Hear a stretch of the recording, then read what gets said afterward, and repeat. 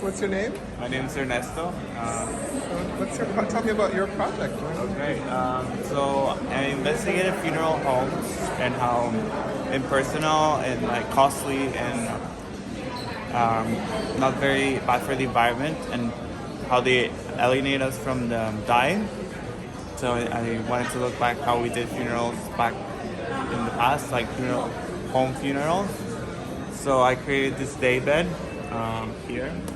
So when you flip it over, it's a daybed, and then when you flip it over, you use it as a casket, as a coffin.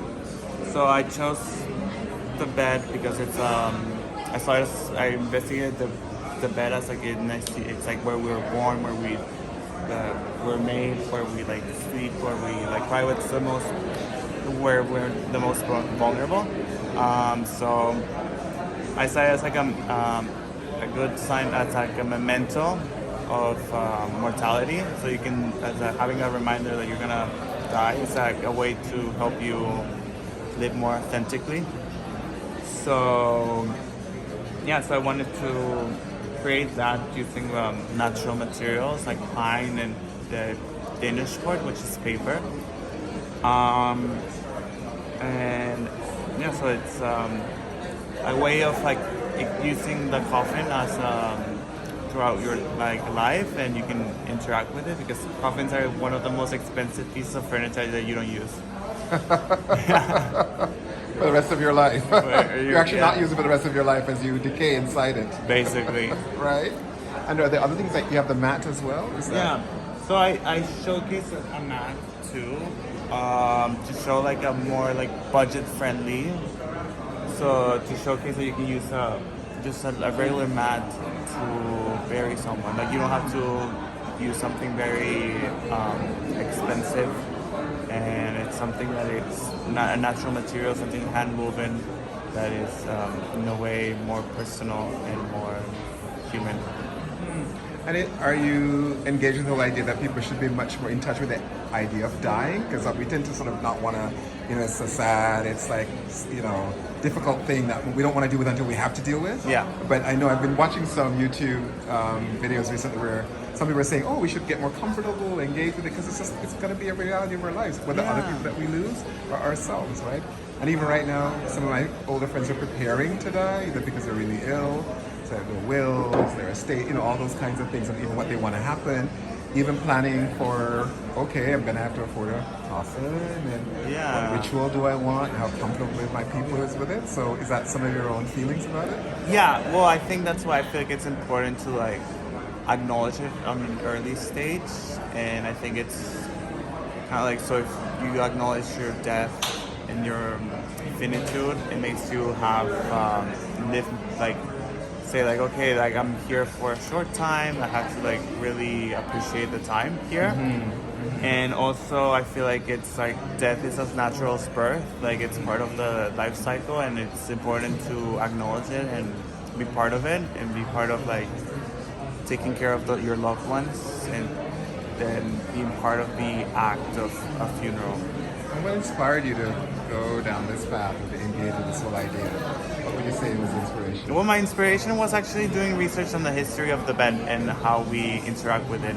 Really? Yeah, so I read this book by the historian Michel Perrot called The Bedroom, and also Being in Time by Martin Hard to his last name. He's a German philosopher, so that's kind of like how I started looking at it. And it's just like I found the bed such a like beautiful symbol of life, because it's like it's where we're most vulnerable, because that's where our subconscious comes alive. That's where we sleep. That's when it's a great place to meditate, and so that's why I did the connection, and I wanted to do research on a project that can resonate more in a community-based project that can be part of like part of like something that we don't touch on because it's not business oriented. So I wanted to do something more because I was curious because I'm from a culture where there's a lot of ritual around death and dying. So I was wondering if that was also part of you grew up in a culture where also death was part of just my life. I'm Mexican, so okay, it's the Day of the Dead, and all of those kinds of things, right? Yeah. So do you think any of that has to also do with your, much more ease and comfort than say when you come to North America or the West? For sure, Yeah? for sure. I feel like that's something I do realize here is like coming from a very like community-based culture where doing favors is something so normal. Right. And like even like asking someone to take you to the airport is like you do it with pleasure, and here it feels like a burden asking someone. Right. You know?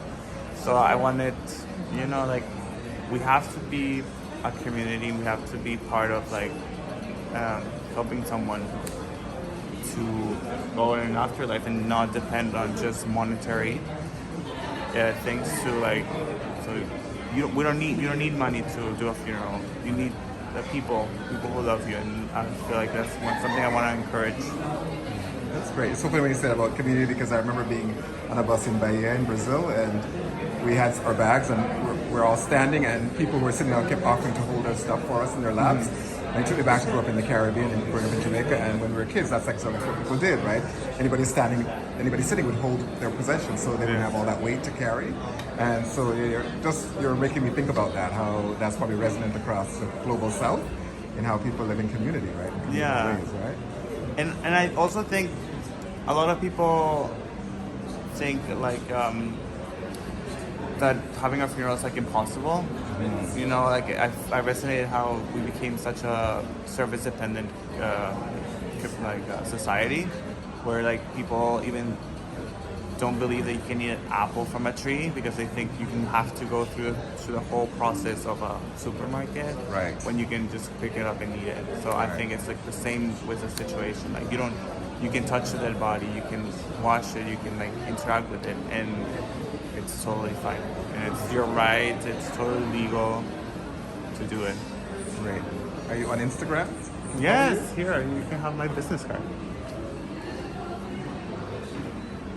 Objects for dying. And also, there's a larger explanation of... Oh, wow. Okay. Well, no, but you did very well, I think. Thank you so much.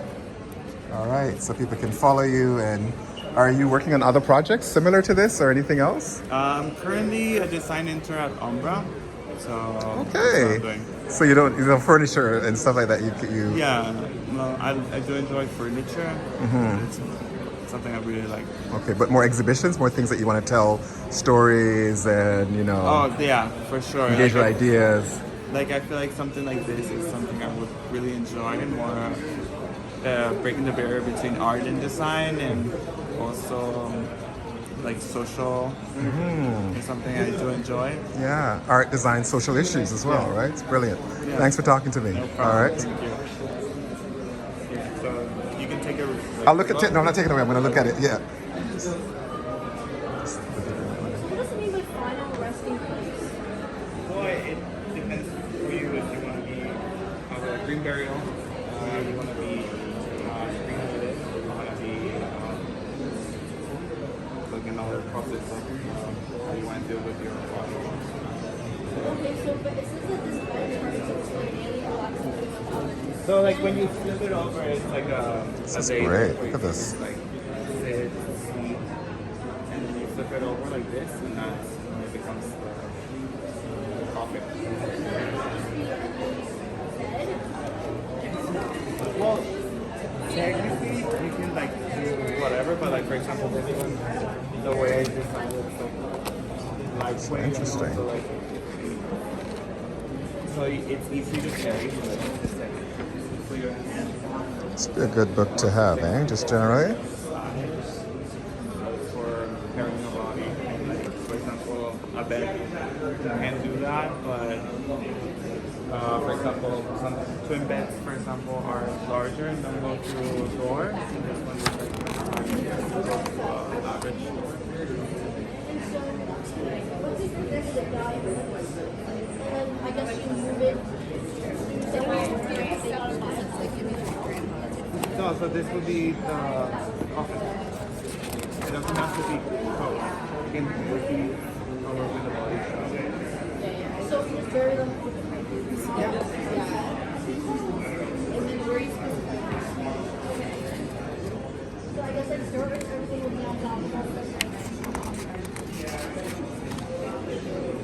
It's the I was more focusing on green burials where your body decomposes naturally and you become back to the microorganisms and you're part of the soil.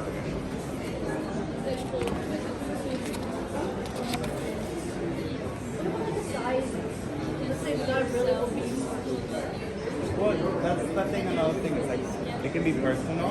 So this is an example of like how it can be made, and it doesn't have to be like a standard size, right? So like for example, if you want something bigger, you just have to order in advance if you want something big. But for example, I made this for my measurement. I'm 6 feet, so it's a 6 feet person. But if you're shorter, it can be smaller. You know?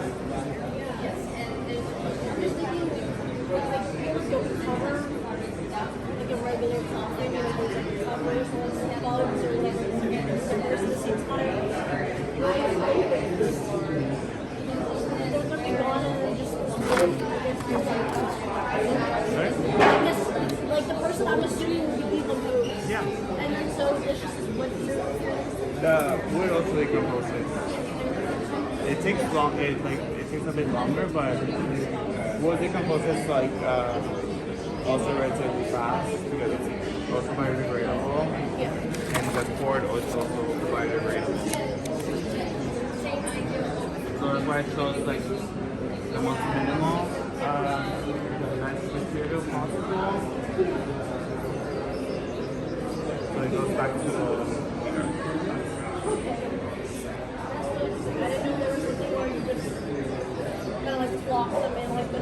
yeah. It's a growing part of society to do green barrels. Yeah. Thank you. Ernesto.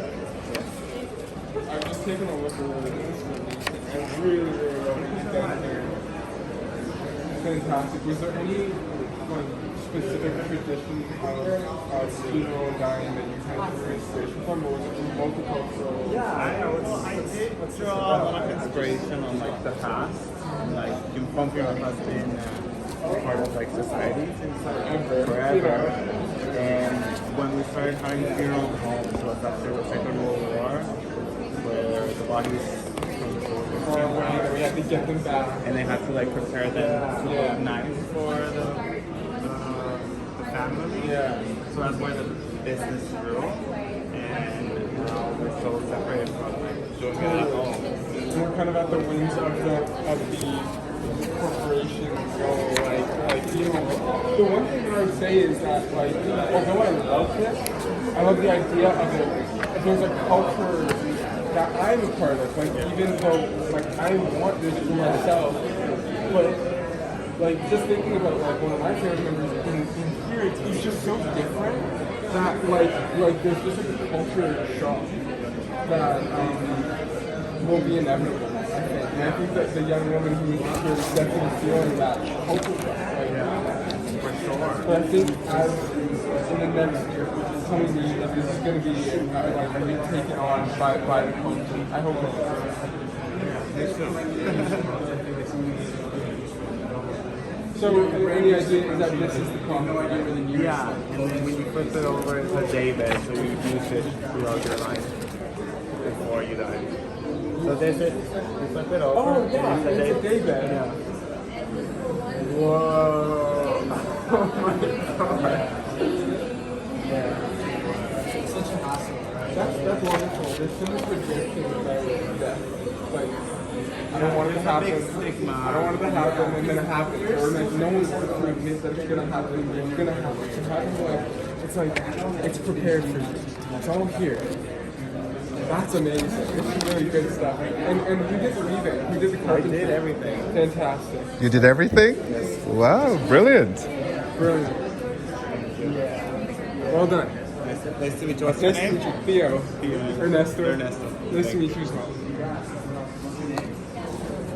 Ends in O. This is great. It's really good.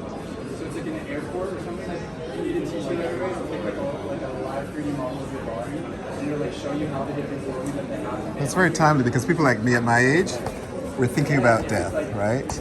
Or pretending death. When I was a lot, I wasn't thinking about it. So it's not something you're thinking about on your own. It's more just a conceptual kind of idea as opposed to okay. Yeah. No, it's great. It's excellent. Thank you. Thank you. And that's pretty much all the same that's there, right? Yeah, just more explain. Yeah, it's beautiful. Very thoughtful, very thoughtful making too. Yeah, totally. Like this much. But you should see at the end of this if a lot of older people like myself are the ones who come up more than the younger folks. Because there are things like even people like me are thinking now, because I have enough people around me, like, I see how much it costs. You better like plan mine now and put it away so that it's not as expensive. Yeah. Because I remember a few years ago it wasn't so, and it's almost like housing. It's becoming more and more, and of course you're paying for grades, right?